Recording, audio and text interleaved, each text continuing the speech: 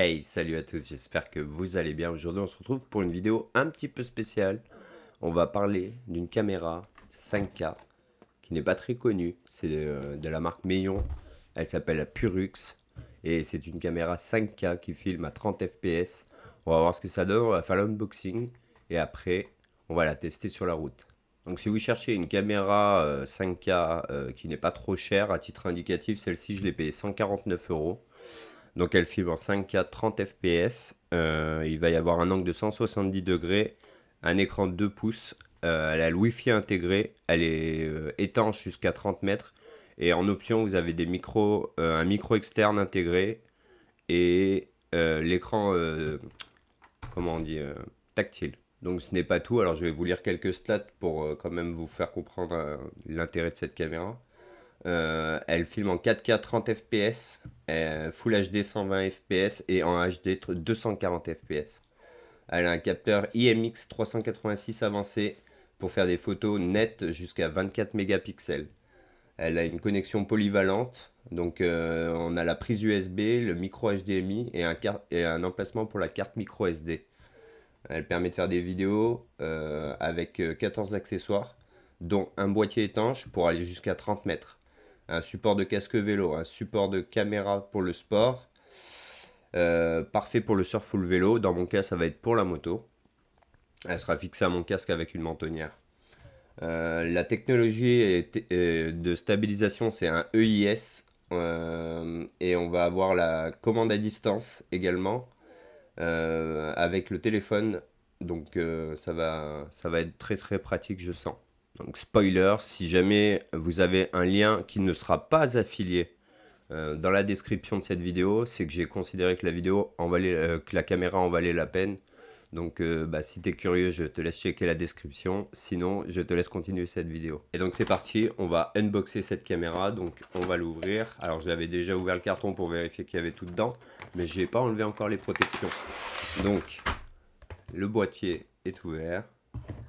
On va retrouver à l'intérieur un support de caméra qu'on va pouvoir fixer par exemple sur un casque, mais il faut une partie assez plate. On va avoir une patte de déport. Donc tout est très bien emballé, hein, comment dire, je suis pas fan du plastique, mais bon, pourquoi pas, hein, c'est le jeu. Un deuxième support avec rotatif, celui-ci, le câble de chargement. On va avoir un boîtier, comment dire, évasé pour si on veut pas qu'elle chauffe et qu'on n'a pas besoin d'aller dans l'eau. Nous avons le support pour aller sur le guidon. Nous avons une Dragon, si jamais on veut pas la perdre, avec des 3M. Nous avons des sangles. Nous avons le micro externe. Et ça va être dinguerie si ça se passe bien. Il sera accroché à côté du pot d'échappement. Et vous aurez enfin le Pure Sound. On a une notice d'utilisation bien sûr, un guide de démarrage rapide et une caméra. Ça tombe bien, c'est ce qu'on est venu chercher. Donc quand elle est livrée dans ce boîtier. Le boîtier étanche jusqu'à 30 mètres. La caméra est déjà équipée de, de sa batterie. Je vais quand même vérifier que je peux l'allumer. Donc je la retire de son enlogement. On va faire ce petit macarel. Ah, ça c'est fait. Il en reste un ici. Et j'en aurai encore un derrière. Oui. Et pour finir. Olé, c'est beau. Voici à quoi ressemble la caméra. Donc vous avez un écran de 2 pouces sur l'arrière, tactile. Vous avez les boutons sur le côté droit. Vous allez avoir les branchements USB-C, carte SD et HDMI. Non, HDMI est pas là. Alors pourquoi il y avait marqué HDMI? Je ne le vois pas. Donc je vous confirme qu'il n'y a pas d'HDMI sur cette caméra. Et vous avez un USB-C, un logement pour la carte SD. La carte SD visiblement est déjà équipée. Donc de base, quand elle est livrée avec une 64 gigabits. Voilà. Et je vais allumer tout de suite la caméra pour qu'on voie ce que ça donne. Alors, elle s'allume très très vite. C'est un très bon point pour moi. J'ai appuyé une fois sur le bouton, j'ai laissé appuyer une seconde, elle s'est allumée tout de suite. On a un petit écran review welcome. Voilà. Et là, il me demande la langue. Donc, on a English, ou asiatique. On va partir sur English. Ah non, attendez, je peux scroll down. Apparemment, il y a des options plus bas. Je sais pas encore comment on fait pour aller plus bas.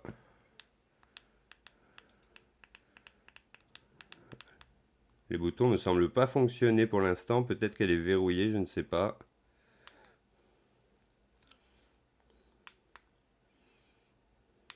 Alors les amis, attendez. J'ai peut-être oublié un détail. Je coupe une seconde, je vais faire une loupe. Ok, donc j'ai juste éteint, rallumé la caméra et maintenant les boutons fonctionnent. Donc je vais choisir la langue. Nous avons bien le français, c'est ok. Le format de la date est demandé ensuite. Année, jour, mois, année. Donc moi je vais faire jour, mois, année. Je vais régler tout ça. Donc tous les boutons fonctionnent très très bien. Au toucher, c'est très agréable. Le 2025, we are ok. Attends. Je vais faire un retour. Effectivement, je peux cliquer sur l'écran tactile, c'est tellement plus pratique. Aujourd'hui, nous sommes le 17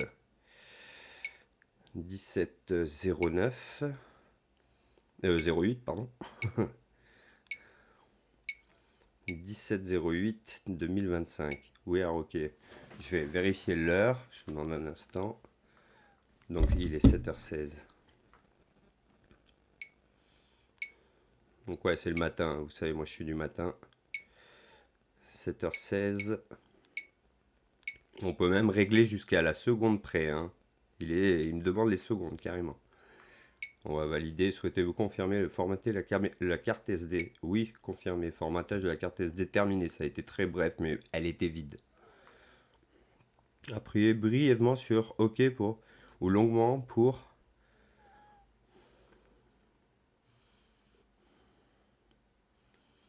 Ok, donc là on a un petit tuto, un didacticiel vidéo. J'essaye de vous faire le focus. Allez, s'il te plaît, focus. Bon, en tout cas, c'est très bien fait, ça vous explique un peu tout. Zoom court, zoom long, zoom court, zoom long avec le bouton plus et moins, ok. Faire basculer sur le côté, hein, donc il faut swipe pour passer entre le mode photo et vidéo. Et vers le haut pour ouvrir la sélection de modes. Faire glisser vers le bas pour faire l'interface Wi-Fi, arrêt et verrouillage. Et nous y est. Nous y est. Donc là, la qualité de l'écran me paraît vraiment très très bonne. Je vais aller dans les settings. Oh, mais il y a encore un didactiel. Scanner le QR code pour télécharger l'application. Bah, on va le faire en direct, comme ça ce sera fait. J'ai installé une appli de scan de QR code parce qu'hier mon QR code ne marchait plus. On va ouvrir dans le navigateur.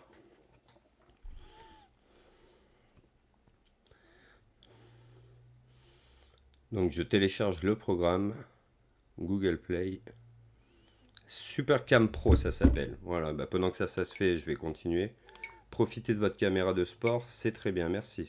On va aller dans les réglages de résolution, on va choisir le 5K 30 fps, ça c'est bon. On va aller dans les effets vidéo,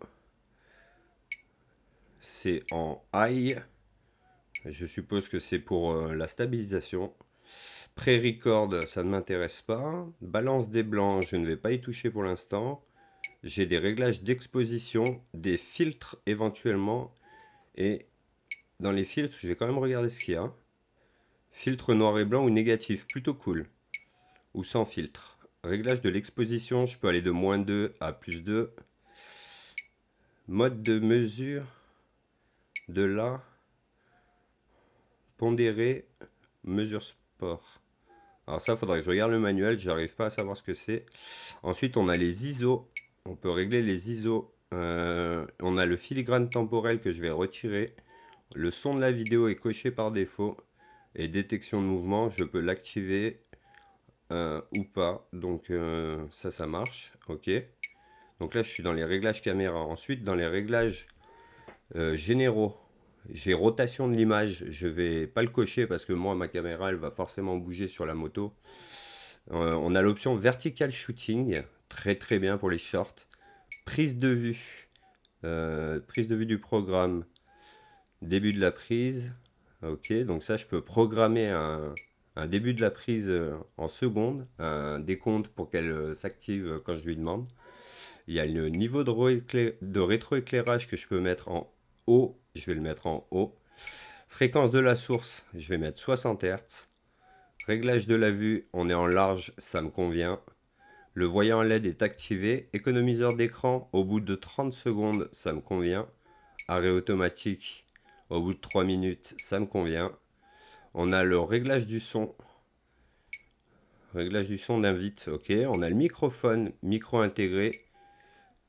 Je vais mettre le micro intégré. Réduction du bruit audio, il est activé.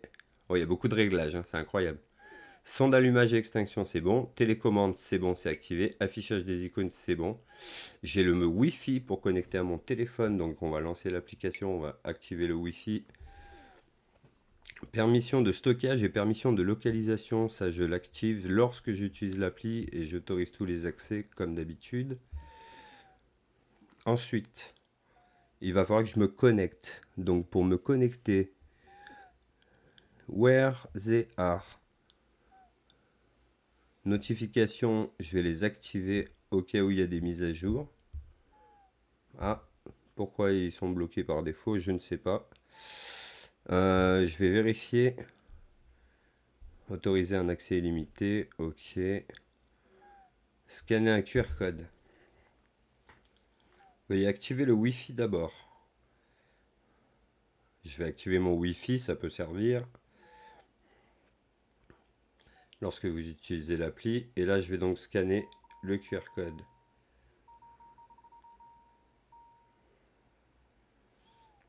Lorsque vous connectez, hop. Alors ça a l'air hyper limpide en ce qui concerne la connexion à la caméra. Si en plus ça, bah voilà, ça marche déjà. Les amis, je vous laisse apprécier. Donc là, c'est, bah vous voyez tout, hein. Et donc c'est exactement what you see is what you get. C'est incroyable. Il y a un stabilisateur d'image, j'ai hâte de voir ce que ça va donner en vidéo. Et ben écoutez, je suis ravi, vraiment ravi. Donc là, je peux activer l'enregistrement en boucle, je peux faire des timelapses, des ralentis, prendre une photo, photo automatique, photo programmée, mode rafale. Voilà. Bah écoutez, on regardera l'application plus tard. En ce qui me concerne, c'est pour l'instant, on est vraiment très très bien. J'ai le zoom optique qui a une fois. Donc il est au maximum à une fois, minimum à une fois. Alors apparemment, en vidéo 5K, vous n'avez pas de zoom à activer. Voilà. J'ai donc vu les settings, j'ai tout vu. On a tout fait ensemble. Je vais avoir le mode bibliothèque multimédia. J'ai des fichiers multimédia ou des vidéos à l'intérieur.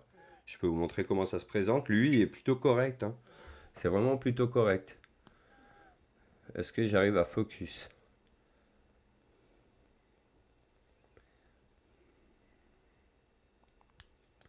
Non, le focus se fait pas. Alors, je vous indique que à gauche, vous avez le réglage multimédia des vidéos et à droite, vous avez une icône pour vous montrer que c'est des images. Ensuite, il m'avait dit de swipe vers le bas pour activer le Wi-Fi. Donc, je swipe vers le bas. Et du coup, ça me permet d'activer le son de la vidéo.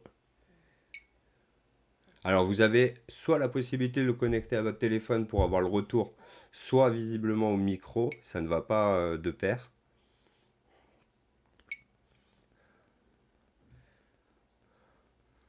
Ok, on peut verrouiller aussi la caméra si jamais on veut pas faire de faux mouvements. Swipe vers le haut. Il y avait une autre option, il me semble, en swipe vers le haut. Oui, voilà, je vais pouvoir changer les modes. Donc j'ai le mode vidéo normal, le mode ralenti, enregistré en boucle, enregistré en accéléré, photo normale, photo automatique, photo en continu et photo minutée et le Wi-Fi. Donc je vais rester sur le mode vidéo normal. Écoutez, je pense avoir fait le tour de tous les settings. Je vais éteindre la caméra, on va voir en combien de temps elle s'éteint. 1, 3. En 3 secondes, elle s'éteint. Voilà, c'est juste magnifique. Maintenant, si l'image et le stabilisateur vidéo sont au rendez-vous comme je le souhaite, vous retrouverez bien évidemment ce lien de la caméra dans la description. Je rappelle que c'est un lien non affilié. Petit disclaimer au passage, cette caméra, je l'ai achetée de ma poche. Personne ne me l'a envoyée gratuitement. Personne ne me paye pour dire ce que je vais vous dire. Donc si elle est merguez, je vous le dirai tout de suite. Et si jamais c'est un banger, je vous le dirai quand même.